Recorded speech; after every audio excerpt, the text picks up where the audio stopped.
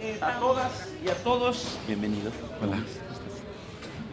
Vamos a dar paso a la parte, el cierre del día de hoy, del segundo día de la Feria del Libro en Ecatepec. Para mí es un gran gusto poder presentar a Argel Gómez Concheiro. Voy a brevemente presentarlo frente a ustedes. Él tiene básicamente tres vertientes en su trabajo profesional. Una vertiente tiene que ver con su trabajo académico. Primero estudió diseño gráfico en la Universidad Autónoma Metropolitana y posteriormente estudió una maestría en estudios latinoamericanos en la Facultad de Filosofía y Letras de la UNAM. Y justamente el trabajo que hoy viene a presentar pues es resultado de sus inquietudes como investigador de los asuntos latinoamericanos. Ya él les hablará del libro y de su contenido. La otra vertiente que tiene Argel es que es un artista, un creador, que no solamente desde el diseño, sino desde las artes plásticas, ahora en las artes visuales, que tienen que ver con todas las ramas de todas las ramas artísticas que tienen que ver con la parte visual, la fotografía, el video, el grabado, la serigrafía y el diseño, la fotografía, por supuesto. Y él tiene una beta y una obra en todas esas cualidades de trabajos de ediciones de libros, etcétera, hasta grabados personales, etcétera. Y tiene una tercera beta, Argel, de participación en la vida, que es como servidor público. Él durante muchos años ha trabajado en el servicio público, primero, si mal no recuerdo, como el director académico de la Fábrica de Artes y Oficios del Faro, que es una escuela popular de arte, y posteriormente ahora se ha presentado, ahora está, digamos, es el responsable nada más y nada menos de los conciertos maravillosos que podemos disfrutar en el Zócalo de la Ciudad de México. Él nada más y nada menos se encarga de organizarlos para que todos estemos bien y que todos estemos seguros. Sin más preámbulo, viene a presentarnos su libro sobre el movimiento estudiantil universitario y lo vamos a escuchar. Para mí es un honor presentarte, amigo, hermano Argel Gómez, aquí con nosotros en la Feria Internacional, en la Feria del Libro de Ecatepec. Gracias, Benjamín, no me abandones. Pues me da mucho gusto estar aquí en Ecatepec con Benjamín, con la Brigada para Leer en Libertad, aquí en la feria. Es, bueno, una disculpa, hice 2 horas del Zócalo, estamos justo en el montaje del próximo concierto, el sábado 10 de mayo. Están todos invitados, invitadas al concierto de Lupita D'Alessio, que se va a presentar a las 7 de la tarde. Entonces, quien guste, por allá nos podemos encontrar. Pues este libro que les comparto el día de hoy, que se editó apenas el año pasado, cuenta la historia de un movimiento estudiantil que se vivió en la UNAM en el año de 1987 y que después tuvo una serie de otros acontecimientos en donde fueron protagonistas los estudiantes en 1988, en 1990, hasta 1992, donde hubo mucha actividad estudiantil. Quiero compartirles que apenas hace unos días la presidenta Claudia Sheinbaum, que participó en este movimiento como estudiante, escribió una carta al Consejo Nacional de Morena diciendo que la cuarta transformación, todo el proceso que está viviendo el país en los últimos días, en los últimos años, de 2018 a la fecha, era resultado de muchas luchas, de muchas resistencias, de muchas experiencias sociales desde abajo, la gente, el pueblo mexicano, pues luchando y resistiendo frente a un periodo muy oscuro en el que vivió nuestro país, que hoy conocemos como el periodo neoliberal, o el periodo en el que hubo una serie de reformas políticas y económicas muy lesivas contra la población.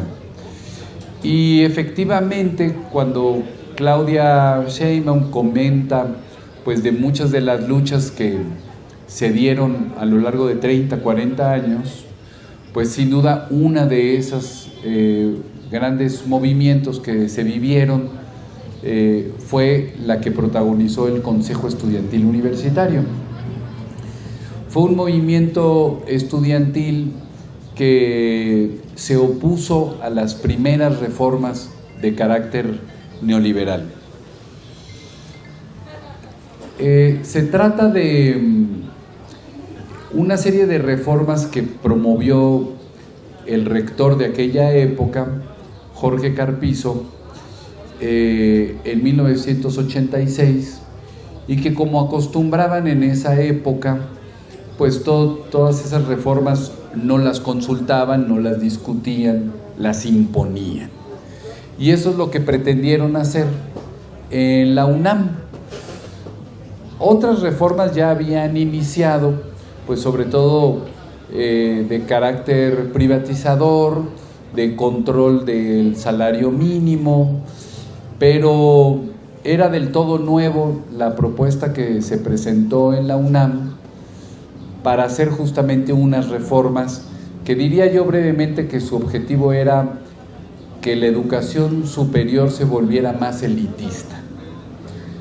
El rector y la burocracia universitaria hicieron un planteamiento como de diagnóstico que no era muy alejado de la realidad. O sea, había un deterioro en la UNAM y la causa era que pues había habido una inflación muy grande en el país, una crisis económica en 1982, entonces el salario de los universitarios, de los profesores, pues había disminuido mucho en su capacidad adquisitiva.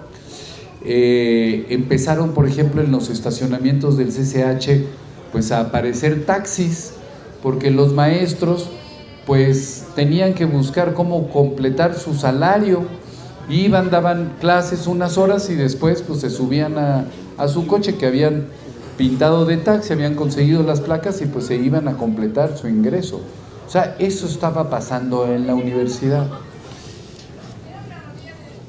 Resulta que el diagnóstico en sí no era malo, vivía una crisis la universidad, pero el tema era pues el remedio a la enfermedad. ¿Qué requería la Universidad Nacional y en general la educación pública?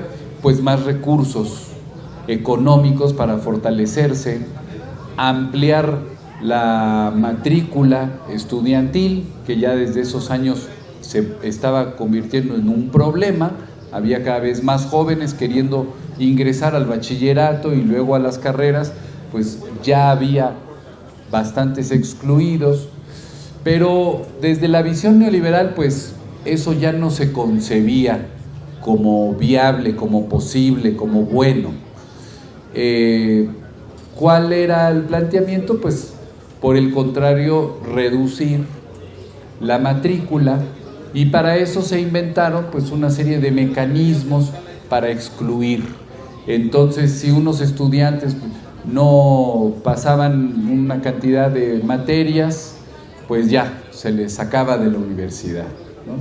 O de repente también un control en los exámenes departamentales que se intentaron poner, atentando con un principio rector de la universidad muy importante, que era la libertad de cátedra.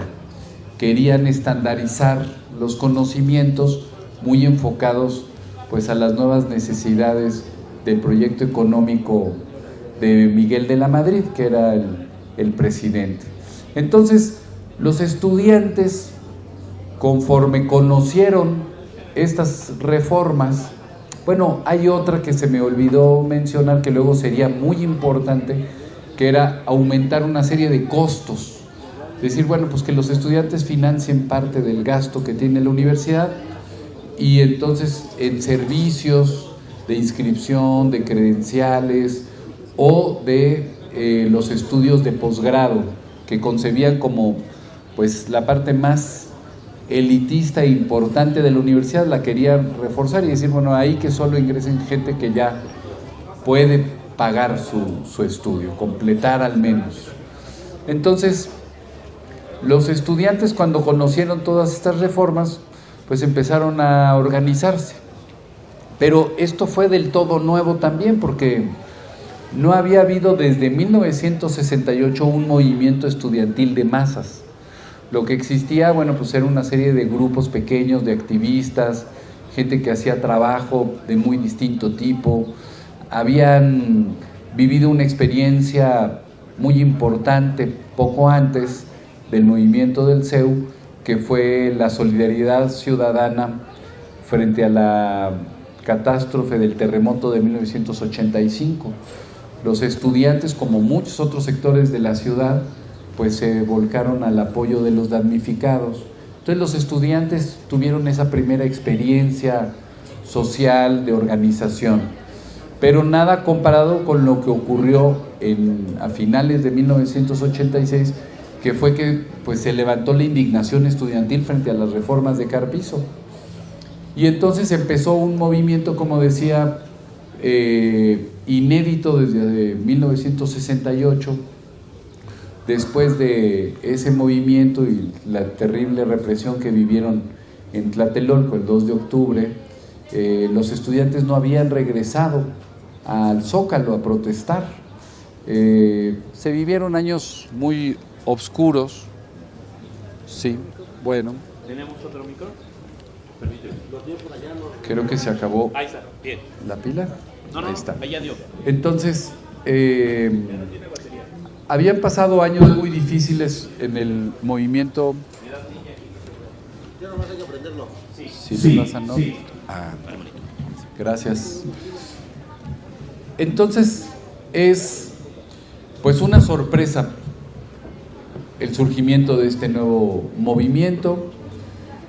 Se toma el Zócalo, lo llenan los estudiantes, piden diálogo público para discutir las reformas, y es tan fuerte el movimiento que conquista un diálogo público con rectoría. Se dio una situación inédita.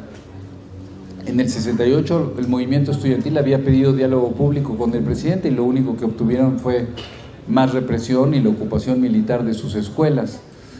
Afortunadamente, en estos años, y por una reflexión del propio Miguel de la Madrid, sabemos que él dio la instrucción de que el rector mejor se sentara a dialogar con los estudiantes. Valoraba, en las propias reflexiones que hizo Miguel de la Madrid en sus memorias, que había salido muy costoso para el gobierno la represión hacia los estudiantes en 1968, que eso no convenía, que lo mejor era poder dialogar y ver cómo podía resolverse el conflicto. Y la universidad se paralizó frente a un hecho inédito, que fue 10 representantes de rectoría estuvieron discutiendo durante 14 días frente a otros 10 estudiantes representantes del movimiento, que empezaron a discutir punto por punto todas estas reformas que presentó Carpizo. Y fue un ejercicio democrático de lo más interesante, y en donde además el movimiento estudiantil sale muy fortalecido, porque rectoría pues tenía un problema tremendo, ni modo que salir diciendo los verdaderos objetivos de sus reformas, sería del todo impopular. Entonces intentaban, y ahí es donde tropezaron muchas veces, pues echar rollo sin explicar el motivo de sus reformas, pero intentando justificarlas. Y los estudiantes, por el contrario, pues fueron muy transparentes, muy claros en cuál era el objetivo del movimiento, que era pues detener esas reformas nocivas para los estudiantes y que sobre todo pues no respondía pues a las verdaderas necesidades de las dificultades que estaba viviendo la universidad. Y el conflicto se resolvió después de unos días de huelga general, después del diálogo público y movilizaciones muy importantes en el Zócalo. Se va a la huelga y también una vez más por instrucciones del presidente, que da instrucciones al rector, retiran la propuesta y acepta rectoría una propuesta que surgió del propio movimiento, que fue, bueno, frente a la crisis de la universidad y la necesidad de una reforma, hagámosla de forma democrática, vamos a un congreso universitario democrático, en donde los tres sectores, investigadores y profesores, estudiantes y administradores, directivos, nombren representantes y en un congreso se discuta la universidad y de esa manera se transforme. Y rectoría acepta esa demanda que fue surgiendo al calor del propio movimiento. Entonces así termina el primer capítulo de este movimiento del CEU en 87 con un triunfo estudiantil, algo que a la distancia pudiéramos observar que fue de lo más atípico. La gran mayoría de los movimientos contra el neoliberalismo fueron derrotados, o incluso muchas reformas no encontró la sociedad mecanismos para resistir. Puedo mencionar algunos, por ejemplo, Ruta 100. La ciudad tenía un sistema de transporte de camiones, llegó a tener 7,400 camiones. Era popular, muy económico y con una gran cobertura. Bueno, les hicieron la guerra al sindicato, que era un sindicato independiente, y terminó vendiéndose la empresa.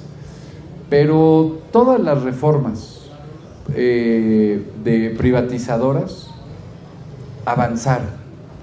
Fue el caso, por ejemplo, en la Ciudad de México, pues de los cines que había, eran cines de 3,000, 4,000 espectadores públicos, muy económicos, populares también, se remataron y nadie pudo oponer resistencia. Y luego transformaciones, privatizaciones, bueno, muchísimo más graves. En total fueron más de 2,000 empresas públicas que se vendieron. La privatización de los bancos, la privatización del propio ejido. Ahí hubo resistencias campesinas fuertes. Probablemente una tuvo poco de éxito, que fue justamente una resistencia silenciosa.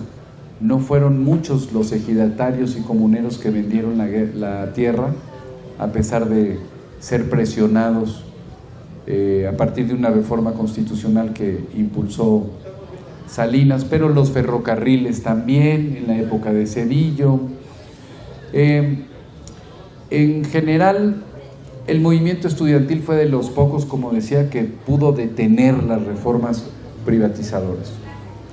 Después vino, y aquí también en este libro cuento, un segundo capítulo del CEU interesante, porque poco después del primer capítulo, que ya les conté brevemente, vino la escinsión en el PRI de Cuauhtémoc Cárdenas, su candidatura independiente y el apoyo de los partidos de izquierda a esa candidatura que se mostraba como opositora a estas reformas que empezó a impulsar el gobierno de Miguel de la Madrid.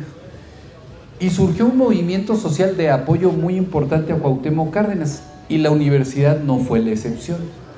El movimiento estudiantil, que estaba muy reciente, se volcó al apoyo de Cuauhtémoc Cárdenas en 1988, al punto que el ingeniero Cárdenas escribió también en sus memorias que el mitin que tuvo en la UNAM con los estudiantes del CEU fue el acto más importante de su campaña. Dice que así lo pensó en su momento y que muchos años después seguía confirmando que había sido muy, muy importante en su campaña el apoyo estudiantil.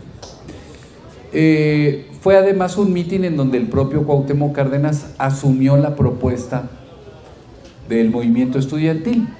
Expresó que se oponía a las reformas que había presentado Carpizo y que estaba de acuerdo en un congreso democrático que pudiera impulsar los cambios que requería la universidad, y por supuesto que se expresó en defensa de la educación pública.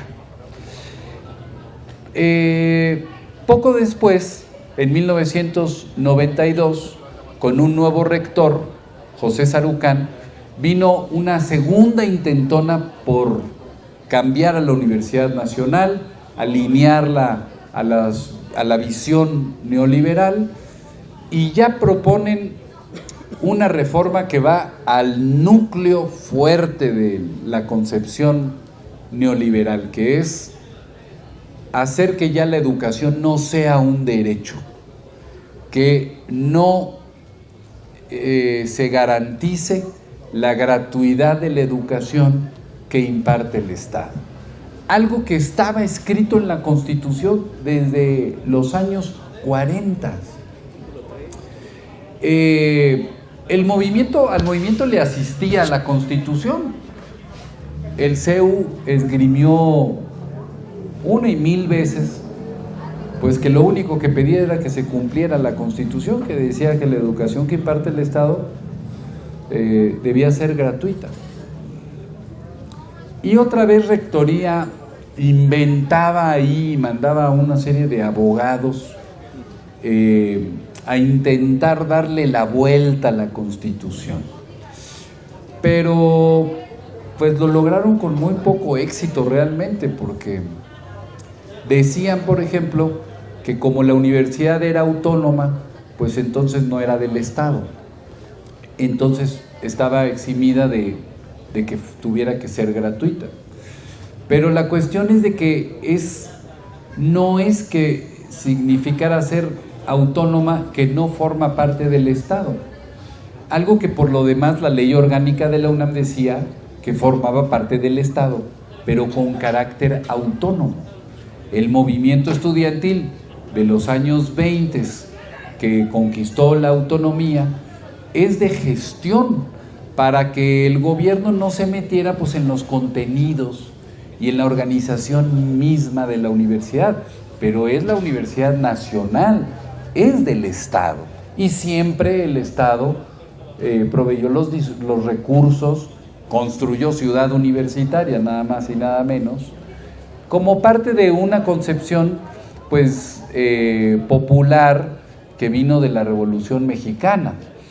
Y aquí los neoliberales pues lo que planteaban era finalmente pues acabar con ese Estado benefactor, que ahora de nuevas maneras pues estamos reconstruyendo. El movimiento estudiantil en el 92 también fue muy potente, salieron por miles los estudiantes a oponerse a las cuotas, y Rectoría intentó verse más abusada y se propuso algo muy curioso que no había intentado en el 87, que era hacer una campaña, convencer.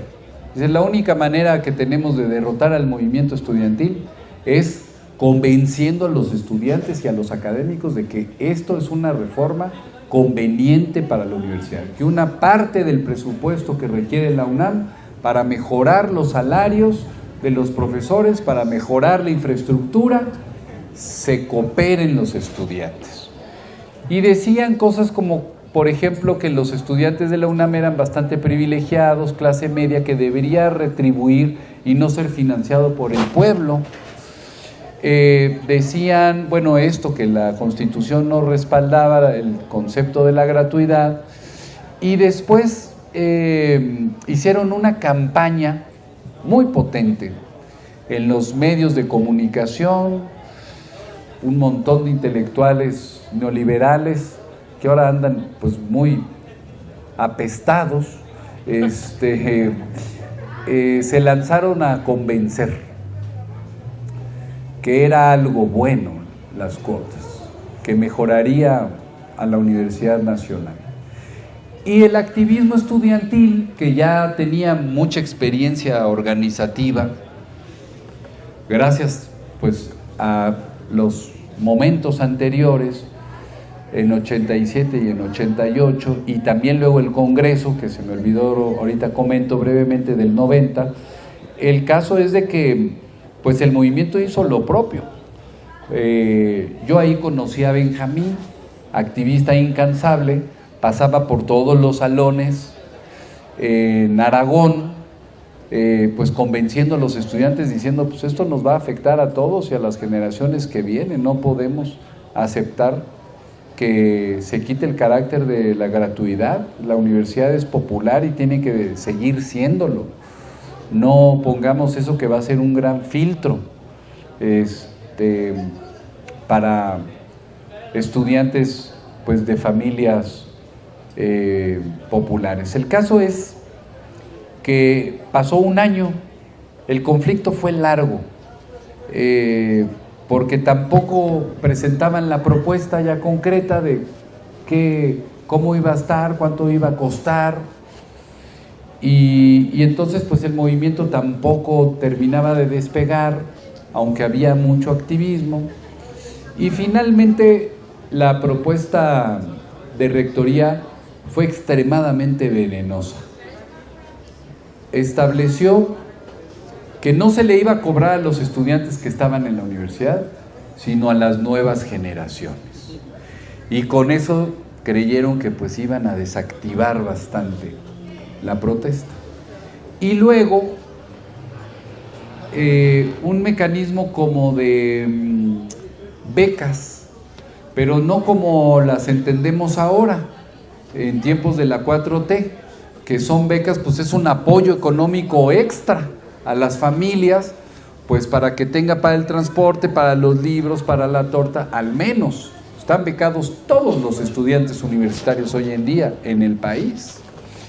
No, la propuesta que hizo el rector Sarucán era beca como un descuento a las colegiaturas que quería poner.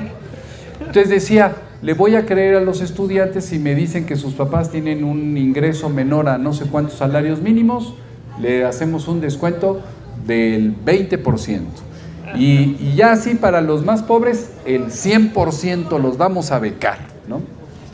Entonces, estaba difícil, compañeros, compañeras, resistir frente a esa forma. Claro, era pues la puerta de entrada, ¿no? Ya con eso, pues al rato ya no hay tantas becas, ¿no? Y al final ya, pues en muy pocos años, pues ya se renueva todo el estudiantado. Entonces, la sorpresa fue mayor para nosotros mismos que estábamos estudiando en la universidad, ver que la movilización se desató de nueva cuenta.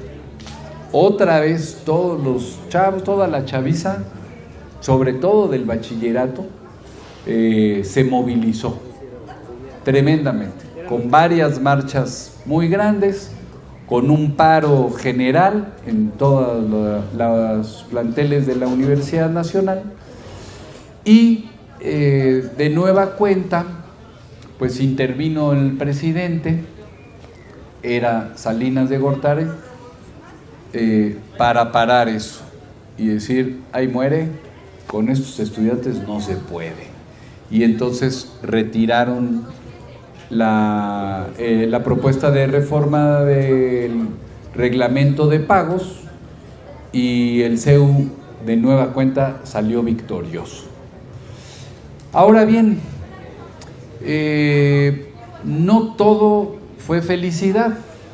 La verdad es de que, digo yo en mi libro, que la parte más nociva de las reformas neoliberales, que era el tema de la gratuidad, eso sí se pudo sostener. Y durante toda la larga noche del neoliberalismo, la Universidad Nacional siguió siendo gratuita. Pero hubo reformas que avanzaron en otros sentidos. Bueno, y en el tema de la gratuidad en las universidades estatales. Ahí no hubo manera. Por esos años del 92, de las cuotas en la UNAM, por ejemplo, aumentaron las cuotas en la Universidad de Sonora. Había un gobernador priista muy represivo, muy violento, Beltrones, que reprimió el movimiento estudiantil en Sonora, terminó metiendo a la cárcel a los dirigentes y aumentaron las cuotas en la Universidad de Sonora y en la mayoría de las universidades estatales. De hecho, uno de los planteamientos recientes de Claudia Sheinbaum es todo un proyecto para recuperar la gratuidad de la educación en las universidades de los estados. Pero otras reformas avanzaron y el movimiento estudiantil ahí no tuvo la capacidad de resistir, especialmente en el Congreso Universitario, que había sido, como les conté, demanda de los estudiantes en 87, que se había logrado y que tuvo lugar en 1990. Benjamín, ahí como lo ven, de tranquilo ahorita, fue el delegado más votado en el Congreso. Fue una experiencia inédita porque la Universidad Nacional nunca había tenido un ejercicio democrático como fue el Congreso. Se discutió todo y en un Congreso además conformado en su gran mayoría por delegados electos por los 3 sectores de la Universidad Nacional. Pero ahí las cosas no salieron tan bien para el movimiento estudiantil y las fuerzas democráticas de la UNAM.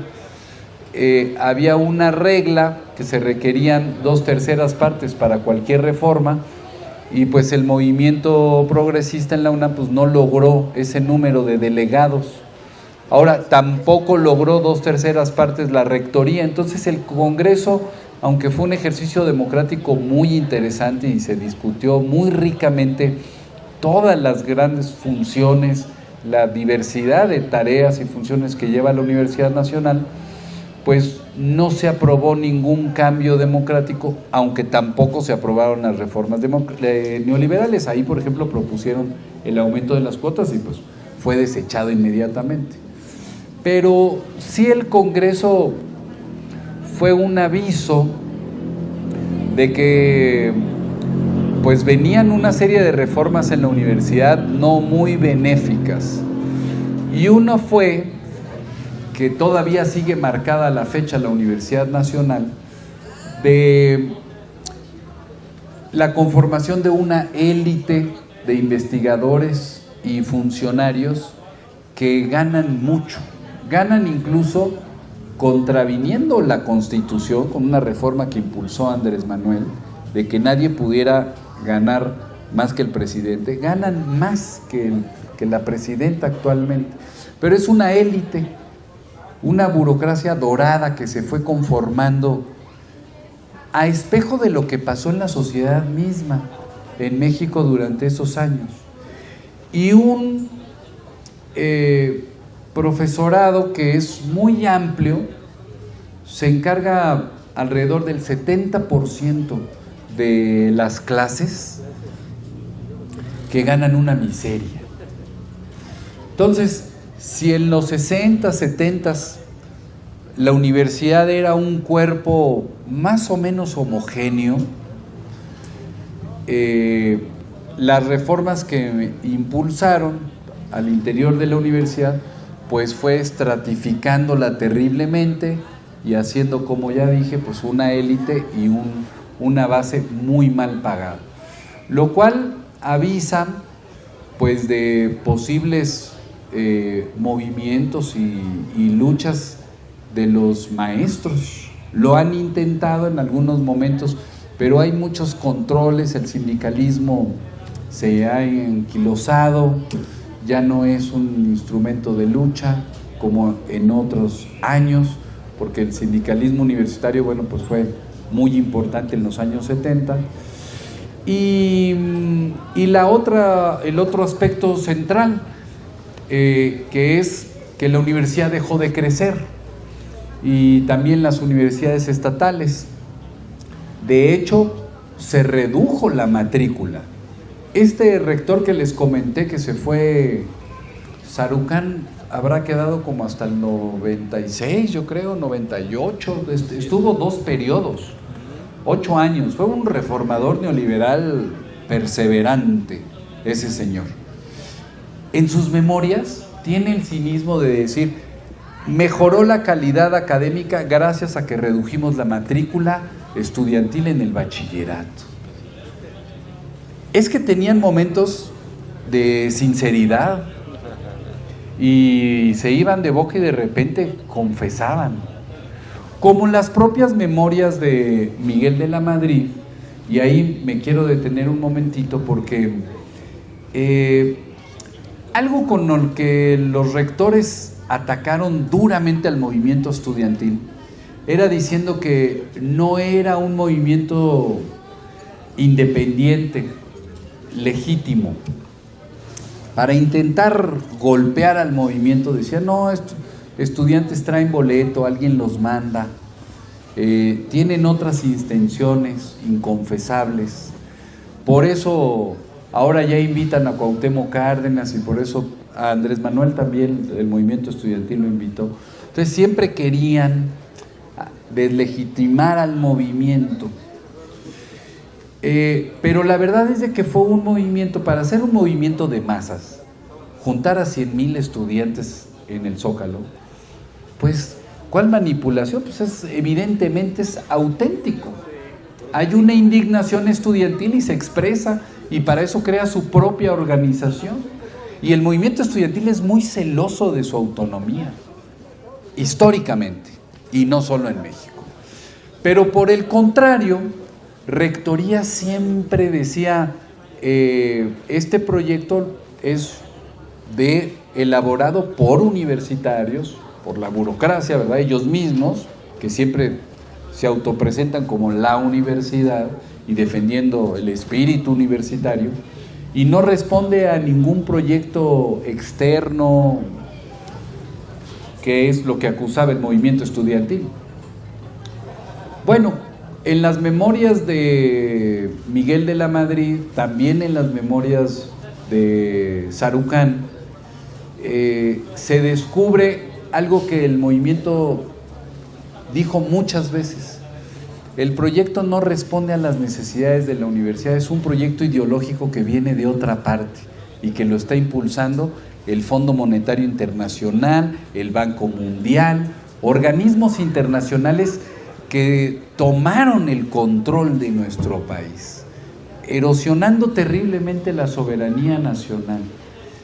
Y eso está muy documentado, con la crisis económica del 82, el Fondo Monetario Internacional condicionó un préstamo al gobierno de Miguel de la Madrid a cambio de reformas estructurales. Ellos les llamaban reformas modernizadoras, ¿no? Pero fue el proyecto neoliberal que luego, ya al paso del tiempo, pues iríamos conociendo, estudiando, nombrando. En 87 el movimiento estudiantil no decía, pues responde a un proyecto neoliberal, esa palabra todavía no existía, no se había logrado terminar de nombrar y de entender en qué consistían estos cambios que se estaban dando a nivel mundial. Bueno, quiero concluir por donde empecé, de alguna manera, ser conscientes que los cambios que está viviendo nuestro país desde 2018 son resultado de muchas luchas, reivindicando al Estado como un instrumento fundamental para el bienestar social. El discurso de que el Estado era nocivo, era corrupto, era improductivo, que había que impulsar las fuerzas productivas privadas, pues vimos las consecuencias. Se hizo un Estado mínimo, se desentendió de muchas tareas y funciones sociales, pero además en ese proceso de privatización y en esa convivencia con la iniciativa privada y con los grandes capitales, profundamente corrupto. Entonces, ahora estamos en esta gran tarea de construir un estado de bienestar honesto, que cuida los recursos públicos, que los usa en lo más necesario y que ha tocado reconstruir estas grandes tareas. Y una muy importante, sin duda, pues es la educación. Se están creando universidades, las universidades del bienestar Benito Juárez en todo el país. Es necesario seguir creciendo la matrícula. La jefa de gobierno, pues, ¿qué haría? Después de haber participado en el movimiento estudiantil, siendo sus experiencias de formación política más importante, pues cuando Claudia Sheinbaum llegó a la jefatura de gobierno dijo, bueno, pues aquí urge abrir universidades. Y entonces, en realidad son tres: la Universidad de la Salud, la Universidad Rosario Castellanos, nuevas universidades que ahora van a tener carácter nacional, van a abrir nuevos planteles por todo el país, y los Pilares, un sistema también pues de educación a la distancia. En la ciudad hay 300 pilares en donde se puede ir, sobre todo jóvenes o estudiantes rezagados pueden terminar nivel bachillerato principalmente, y carreras también a distancia. Entonces es pues consecuente con la lucha por la educación pública gratuita, educación de calidad, como una tarea central del Estado para el beneficio de nuestro país. Bueno, esta es la historia del CEU y me dio mucho gusto contárselas brevemente. Gracias. ¿Hacen preguntas o Sí. comentarios? Argel, muchas gracias. Vamos a pasar un periodo, si gustan, para que hagamos algunas preguntas. Yo le haría una primera y después doy ahí la palabra. Les quiero decir que vamos a regalar, así es que no se vayan, quédense en sus...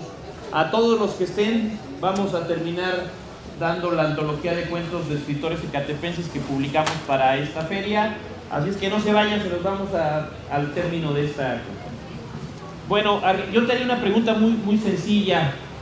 ¿Qué le dirías tú? Hay varias personas aquí que son estudiantes, pero en general, ¿cuál es el llamado que haríamos a los estudiantes, que harías tú con tu experiencia como activista y como investigador de los fenómenos y de los movimientos estudiantiles? ¿Qué papel debe jugar hoy los movimientos estudiantiles en la transformación que está viviendo el país? Está las luchas feministas que están abriendo una gran batalla en las universidades contra el acoso, etcétera, pero también hay otras luchas que se están dando. ¿Cuál sería el llamado? ¿Qué les dirías a los estudiantes hoy que a tu juicio pueda ser una manera de participar en la transformación que está viviendo México? ¿Otras preguntas? Pasamos a otra más y 3 y que respondan.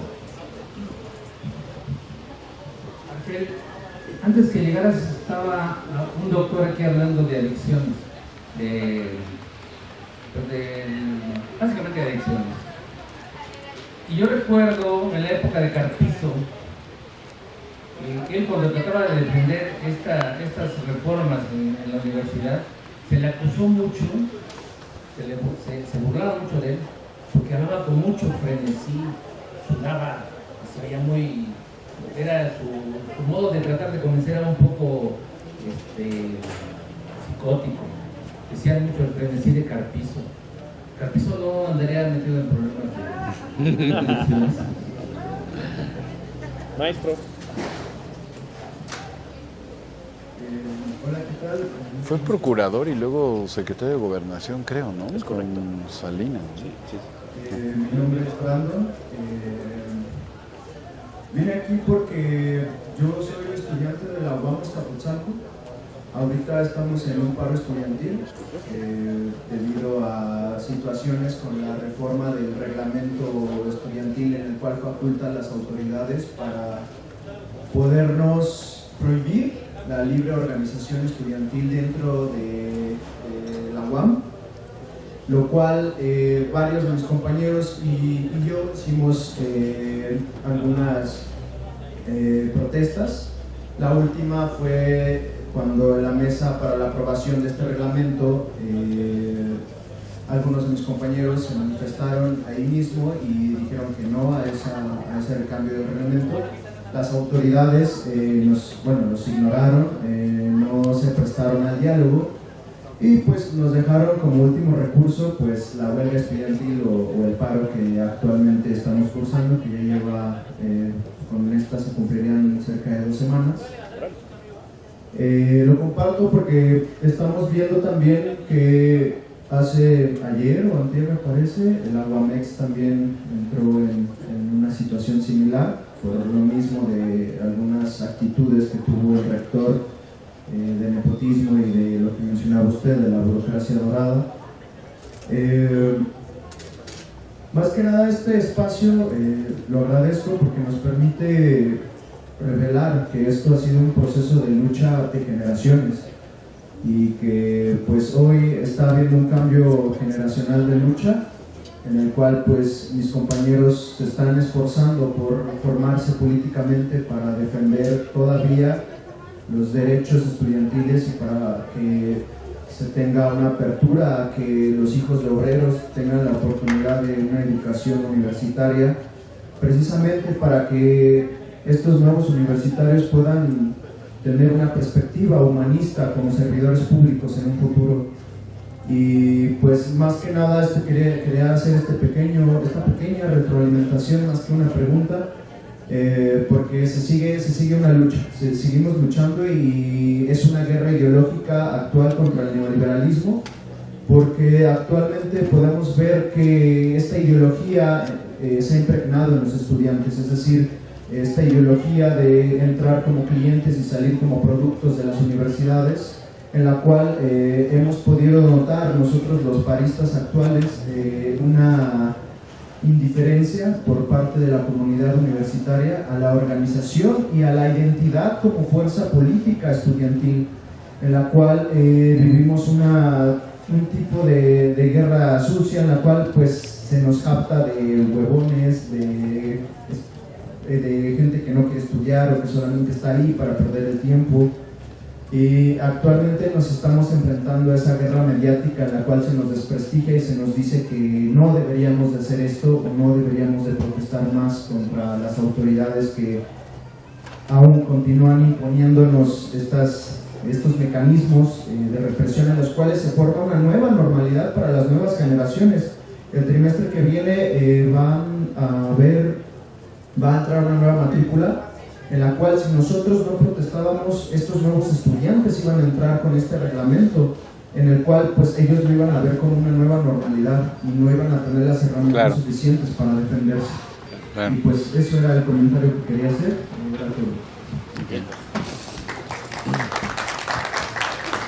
Tenemos un activista aquí. Sí, he visto por las noticias el conflicto que traen en la UAM Azcapotzalco y también en otros planteles de la UNAM, de la UAM.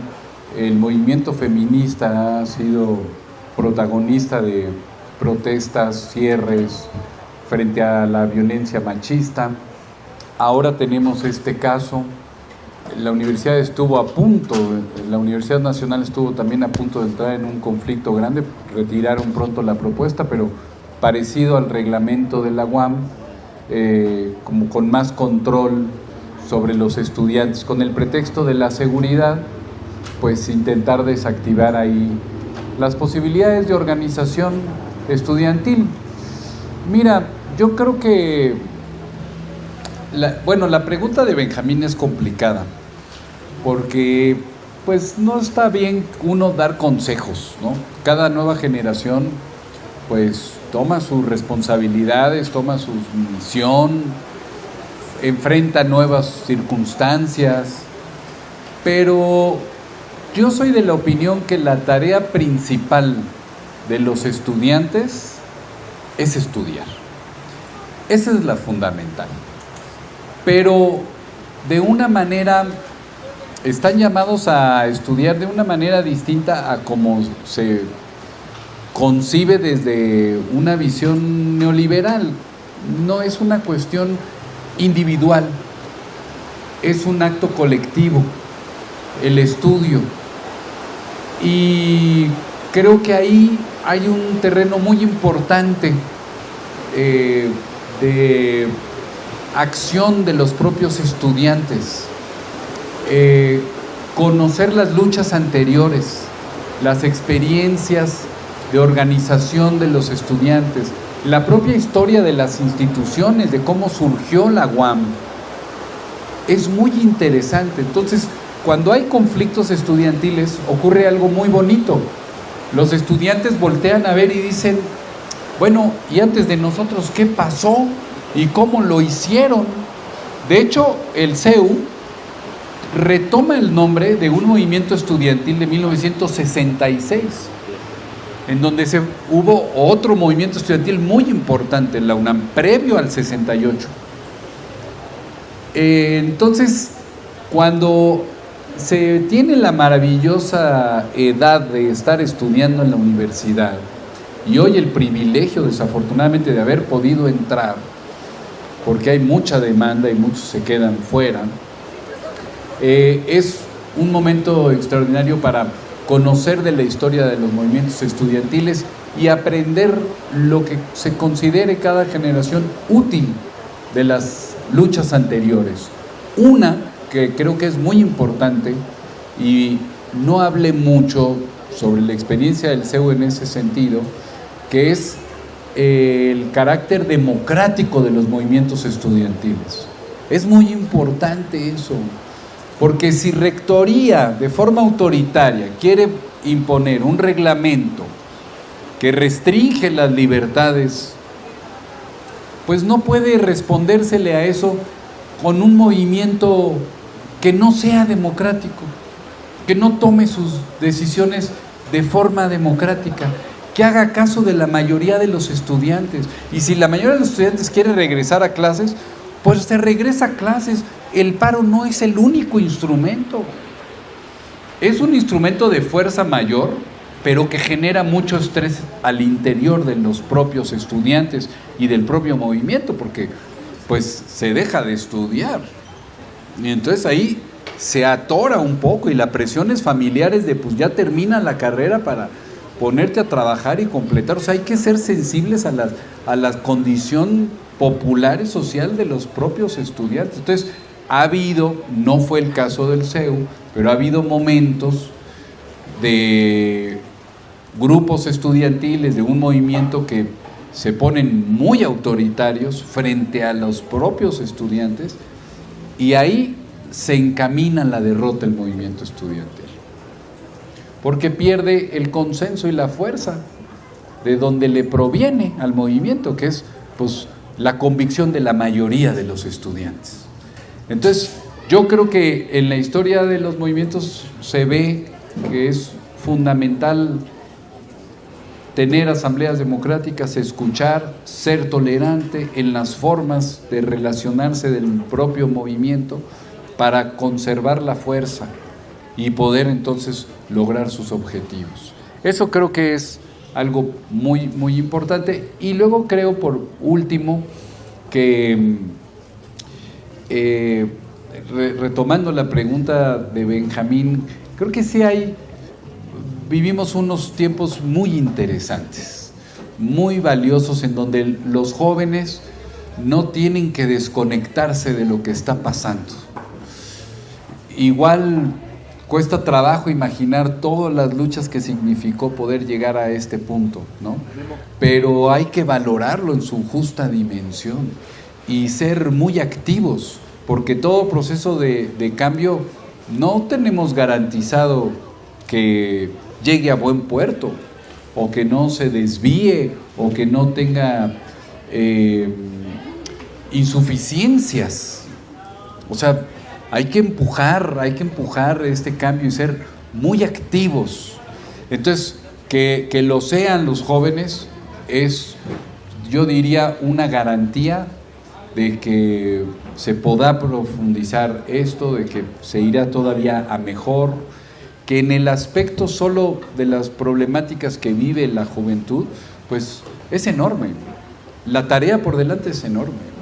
Entonces tiene que haber una actitud muy activa, muy consciente, muy crítica, por supuesto, de parte de los jóvenes. Yo lo veo bastante eso, no de una forma organizada, no de forma de un movimiento estudiantil de masas, porque los movimientos estudiantiles, y este es el mejor ejemplo, responden a un agravio. Responden a un agravio. No es de que exista el movimiento estudiantil y ahí esté. No, ahora tú lo acabas de vivir. Hay un agravio con un reglamento e inmediatamente se activan los chavos y dicen, oye, pues no. Entonces ahí surge una posibilidad de un movimiento que pueda detener eso. Pero en un momento de expansión de derechos sociales, pues no hay un agravio propiamente hacia los estudiantes o en general la juventud. Entonces no creo que tengamos un movimiento de ese carácter. Muy distinto está ocurriendo con el movimiento feminista, ¿no?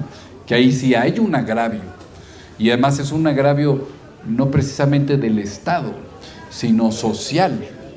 Es la violencia hacia las mujeres lo que lo ha detonado, y hay una crítica muy importante al Estado porque pues hay impunidad, y el Poder Judicial pues está lleno de casos en los que no logra traer justicia hacia las mujeres violentadas o desaparecidas, o frente a los feminicidios, ¿no? Entonces soy optimista en ese sentido porque pues estamos a semanas de elegir al Poder Judicial en un porcentaje muy importante. Entonces, ¿qué persigue eso? Pues lo evidente, renovar ese poder para que pueda haber justicia. Es un poder que está haciendo obstáculo de la transformación brutal. Entonces, bueno, ahí estamos. Y es muy importante ir a votar 1 de junio, para que se note esa fuerza de deseos del pueblo mexicano de transformar el Poder Judicial y poder tener justicia en nuestro país. Pero el movimiento feminista pues ha traído muchísimas innovaciones. Cada movimiento surge así, ¿no? Son muy creativos, pero hoy en día pues es el movimiento feminista pues el que más ha impactado en la sociedad, que más increpa, que más crea, ¿no? En todos los ámbitos de la vida está un planteamiento por la igualdad de género. Entonces estamos viviendo cambios gracias a ese movimiento muy importantes, ¿no? Bueno, bien. Pues un aplauso, quisiera pedir un aplauso para el maestro Arturo Gómez. Ya